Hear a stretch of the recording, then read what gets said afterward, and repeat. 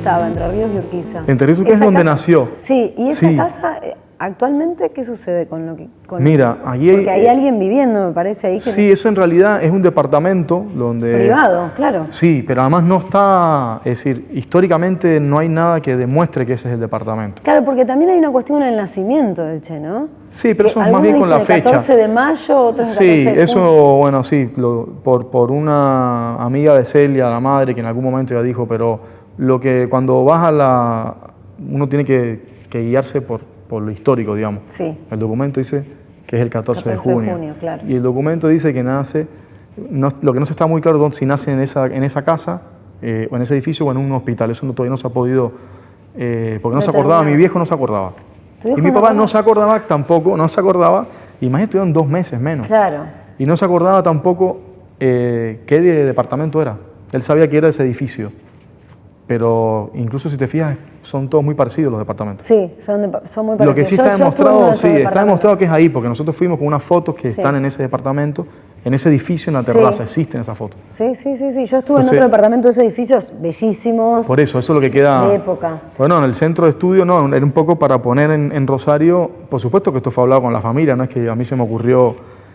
porque además era exponerme mucho más también. Sí, claro, porque sos hoy por hoy el portador vivo de muchas cosas. Entonces me tenía que exponer y lo conversé con mis hermanos, sobre todo uno de mis hermanos, y nos pareció que ya mucha de la información que había en Cuba, que hay aquí, tendría que ser mucho más público, empezar a ponerlo. Y tener un hilo conductor, es verdad, es como que hay cosas diseminadas. Exacto. Ramiro, y me gusta una de las frases que has dicho varias veces, y es que al Che hay que leerlo, ¿no?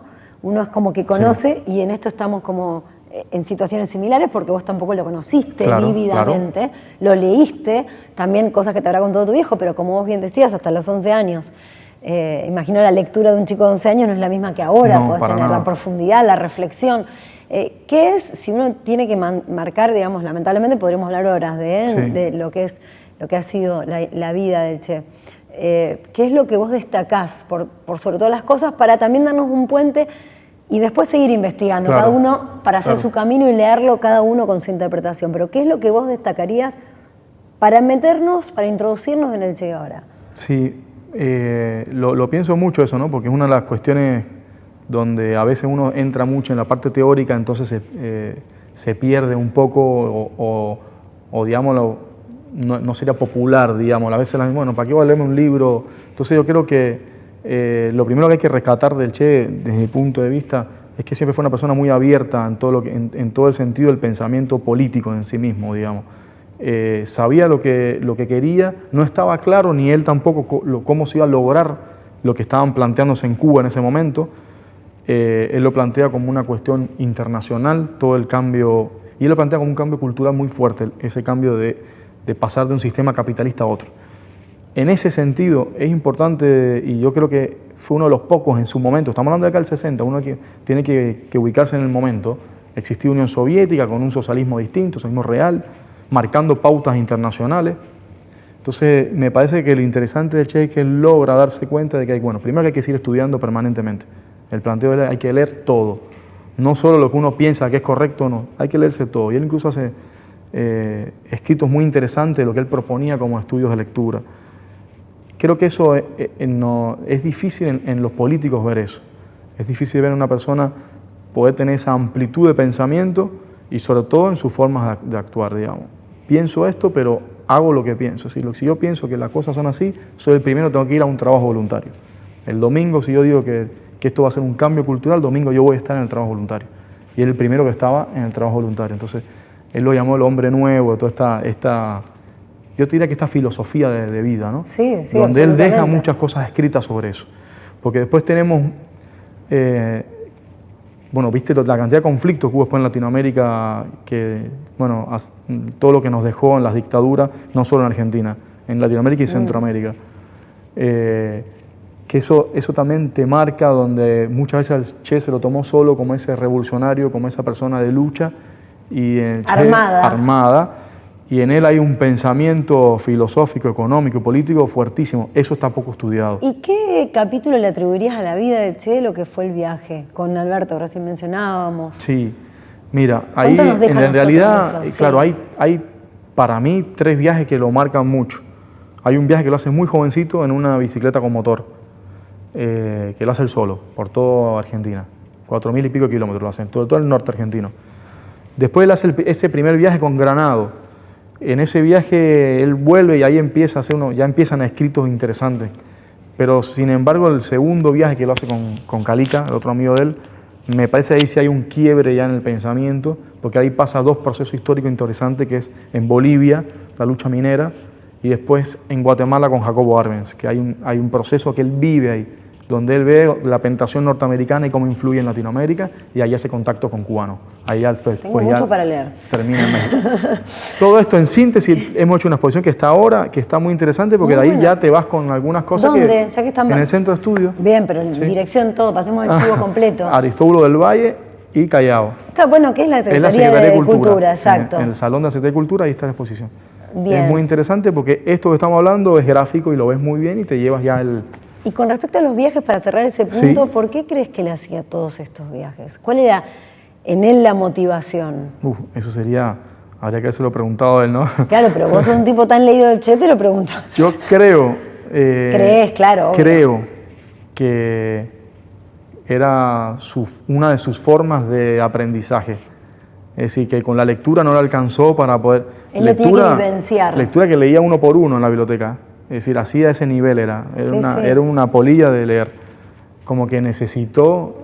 alimentarse de las vivencias cotidianas. De lo físico, claro, de estar en Incluso el lugar. él habla, cuando él sale, que está en Jujuy o en Salta, dice que escribe, ojalá los turistas no solo vieran el paisaje, sino se metieran en un hospital, fueran a la comisaría, vieran un compromiso absoluto. Te estoy hablando de una persona de 20 años, 21. Sí. Es decir, un nivel de madurez. que eso también hay que verlo. Sí. Hay que ver cuando uno escribe con 20 y cuando escribió con 30, no es lo mismo. Igual los 20 de antes no son los 20 de ahora. No. Pero me parece que de todas maneras pero hay que verlo así el Che también. tenía como un... Porque incluso hay cartas donde hay incluso contradicciones después cuando tiene 10 años más, que es Claro, lógico en él cualquier mismo, persona. Y sí, a cualquier persona le pasa. Exacto. ¿Y cuál crees, aclaro, que fue el sueño del Che? ¿Y si se cumplió? No, yo creo que el sueño por supuesto no se cumplió. Él muere intentando que se cumpla. Él pensaba en un cambio de sistema mundial, digamos. Es decir, de eliminar la explotación del hombre por el hombre, es todo un cambio, pero sobre todo un cambio en el ser humano. Por eso es interesante cuando él habla del hombre nuevo, por lo menos leerlo. Uno puede estar de acuerdo o no, pero por lo menos leer esos apuntes que él hace sobre lo que él creía que tenía que ser hombre nuevo, su relación con el trabajo. Y ahora nos metemos en otro tema y ya me van a matar porque nos tenemos que ir. Esta cuestión de lo marketinero, ¿no? De ponerse la remera del Che, vamos a los dos extremos, ¿no? Aquel que dice, no me interesa, Che Guevara. Y aparte de su vida del Che, y no le da la oportunidad de leerlo y pensar, leerlo y decir, a ver, ¿cómo pensaba? A ver, ¿qué cosas puedo extraer de positivo de este tipo que... Sí, era un ser humano normal, pero la verdad es que... Hizo unas cuantas cositas fuera de lo normal. Claro, ¿por qué le trajo a tanta gente? Pero también está el otro que por desconocimiento también se pone la remera. ¿Se entiende lo que quiero decir? Sí, y te lo voy a responder rápido con algo que le escuché a Alberto Granado, al amigo, porque le hacían estas preguntas también y a mí me gustaba mucho escucharlos a ellos personas que habían vivido con él. Y Granado le responde cuando le dicen lo de la camiseta y dicen, sí, pero por lo menos la tiene puesta. En algún momento se va a cuestionar quién tiene puesto. Y por lo menos se lo va a cuestionar.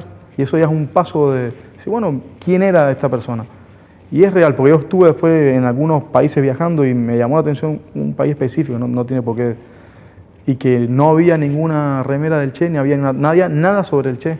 Y era un país muy marcado anticomunista, muy marcado así, y lo veías y lo notabas. Entonces eso me llamó la atención de a veces, está bien, que esté una remera que esté, no se va a hacer millonario que está vendiendo la remera, además vivimos en un mundo así, donde hay que entender que vivimos en un mundo así. Sí, de lo simbólico. Si no nos cerramos Sí. y seguimos pensando como hace 30 años atrás, no, va a ser así, incluso muchos aprovecharán de su figura para hacer comercio, bueno. Pero peor es que no estuviera. Pero en algún momento se lo van a... Claro, peor es que no estuviera. Ahí está. El valor de lo simbólico, por lo menos, a eso se le escuché a Granado y me pareció interesante por lo menos pensarlo de esa manera. ¿Te vas a quedar acá en Rosario? Hasta ahora me voy quedando. Sí, me gusta mucho. ¿Y cuál es el sueño de ¿Ramiro?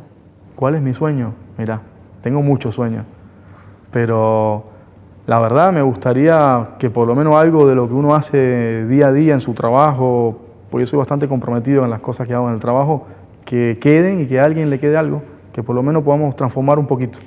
No mucho más que eso, porque creo que hay que pensar en ese aporte de cada uno, ¿no? En algo, no nos podemos creer que somos una persona y vamos a cambiar el mundo.